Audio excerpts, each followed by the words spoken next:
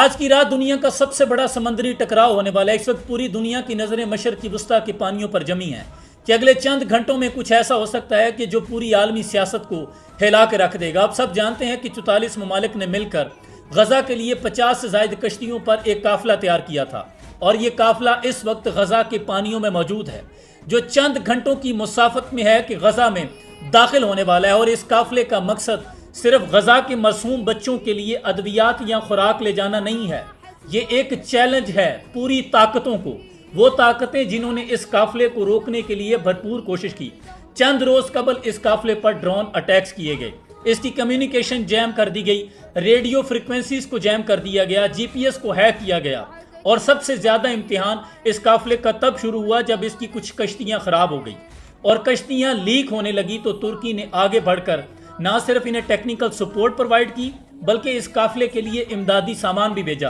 اور اسی دوران اسپین اور یونان بھی میدان میں آ گئے۔ اسپین نے اپنے جنگی جہاز اس قافلے کی حفاظت کے لیے روانہ کیے اور یونان نے سیف پیسج دینے کا اعلان کیا۔ اب یہ قافلہ چند گھنٹوں کی مسافت پر ہے، اور دوسری طرف اسرائیل نے یہ کھلا اعلان کر دیا ہے، بلکہ ایک ٹاسک فورس بھی بنا دی ہے بحری، جو کہ اس قافلے کو غزہ کی حدود میں داخل ہونے سے روکے گی، اور ان کا صرف یہی مقصد ہے کہ کسی بھی صورت یہ قافلہ غزہ میں داخل نہیں ہوگا۔ اب سوال یہ پیدا ہوتا ہے کہ کیا ترکی اور یورپی ممالک کے یہ جہاز اسرائیل کے مد مقابل ڈٹ جائیں گے، یا پھر دنیا ایک ایسے مارکے کی گواہ بنے گی جو پوری دنیا کی سیاست کو ہلا کے رکھ دے گا؟ کیونکہ یہ مارکا ہے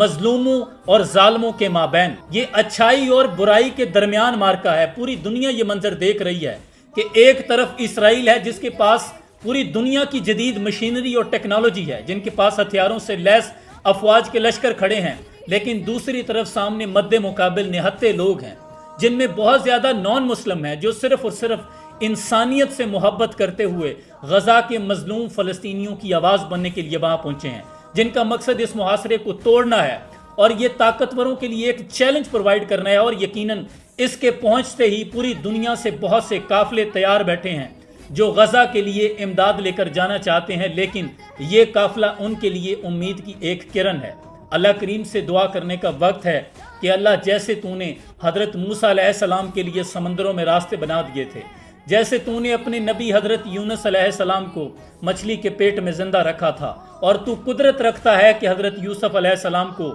کنویں سے نکال کے مصر کے تخت پہ بٹھا سکتا ہے، اور تو طاقت رکھتا ہے کہ ابراہیم علیہ السلام کو نمرود کی آگ میں محفوظ رکھ سکتا ہے۔ میرے مالک، آج تو اس قافلے کی حفاظت فرما، کیونکہ یہ پوری دنیا کو ایک اچھائی کا پیغام دینے نکلے ہیں کہ مظلوموں کے حق میں نکلنا چاہیے، ظالموں کے خلاف